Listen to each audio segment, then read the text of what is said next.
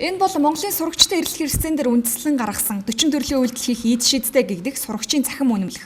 2015 оны 2 дугаар сард энэ сурагчийн цахим үнэмлэхийг нийслэлийн сурагчид тарааж бяцхан нээлт хийх үеэр албаныхан ийхүү шагшин магтаж сайшаах үгээ олж ядчихв. Тухайлбал эд шид давуу талыг дурдаад баршгүй юм бах. Наад зах нь тухайн сурагчийн бүх мэдээллийг өөртөө агуулсан бүр цусны булгийг хүртэл тодорхойлж мэдээллийг нь цахим үнэмлэхэд суулгаж өгсөн гэж магтаж байна. Тэгвэл өнөөдөр энэ сурагчийн үнэмлэх утга зориултаараа хэрэглэгдэж 40 төрлийн үйлдэлийн эд шидээ сурагчдад мэдрүүлж байна уу гэдгийг сурвалжлахаар 5 дугаар сургуулийн нэгэн ангид очив. 2-ын д анги 30 хүүхэдтэй. Тэдний 12 нь үнэмлэхээ биедээ авч явдаг.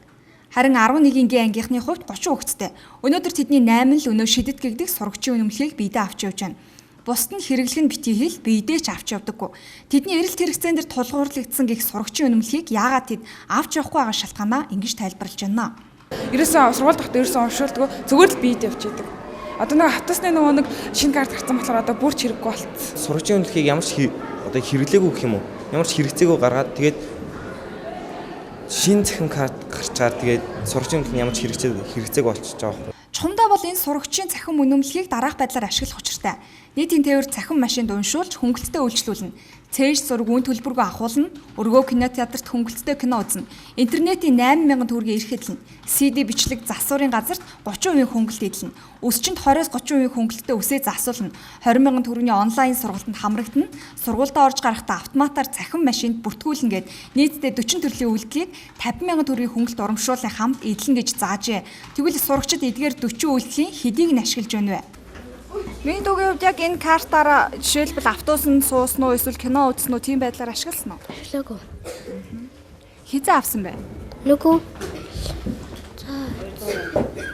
2 дугаар ангид байхад авсан юм. Сурагчийн үнэмлэхээ юунд ашиглаж байна? Хэрэглэж байна уу одоо? Хэрэглээгүй байгаа. Ер нь яг юунд ашиглах ёстой гэж хэлсэн бэ?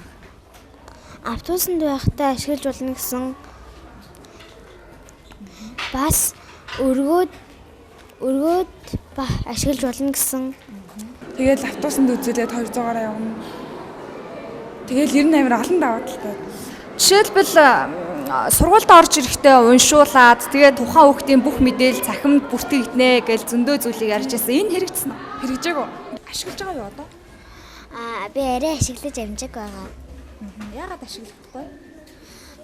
Би гэртээ дандаа даалгавраа хичээлээ гэртээ уншдаг болохоор л. Одоо хүүхдүүд ерөөсөө цөнгөтэйг л явж байгаа.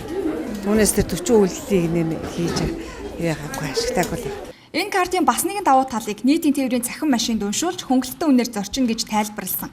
Гэтэл нийтийн тээвэр шинэ систем шилжснээр ЮМО-ны нэртэй хүүхдийн картаар сурагчид зорчхоор болсон. Ингээд л сурагчийн үнэмлэхний гол зориулалт өгөө болжээ. Энэ картыг Монголын сурагчийн холбоо нийслэлийн боловсролын газар анх танилцуулж эд шидийг нь магтж байсан. Тэгвэл өнөөдөр нийслэлийн боловсролын газраас сурагчийн үнэмлэхийг зөвхөн сурагчийн холбоо л мэднэ хэмээн хойш сууж байна. Харин Монголын сурагчдын холбооны зүгээс сурагчийн үнэмлэхээ сурагчид байнга ашиглаж байгаа. Олон газар хөнгөлөлт урамшуул эдэлж цаашид ч өргөжүүлэх төлөвлөгөөтэй байна. Одоо нийтийн тээвэрт ашиглаж байгаа гэх тайлбарыг хэлж байна. Харин Улаанбаатар Смарт карт компаниас сурагчдын смарт картаар нийтийн тээвэрт үйлчилж болохгүй юу хэмээн тодруулбал нийтийн тээврийн шинжилэл аль хэдийн яригдж эхэлсэн. Гэтэл сурагчийн холбооноос гинт сурагчийн смарт карт гэж гаргаж ирсэн. Энэ хоёр систем хоорондоо огт өөр.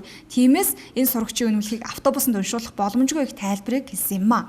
Ямар ч тач сурагчийн шидэт гэж нэрлэгдсэн ч өдгөө ямар ч хэрэгцээгүй болсон үнэмлэхийг нийслэлийн 192 мянган сурагчид тарааж өгчээ. Үнэмлэх тус бүрийг 1400 төгрөгөөр хэвлэсэн хэмээн албаныхан тайлбарласан. Тэгвэл өнөөдөр хэрэглэгдэхгүй байгаа сурагчийн цахим үнэмлэхний зөвхөн хэвлэлтэн л гэхэд 270 орчим сая төгрөгийг зарцуулсан болж таарч байгаа юм.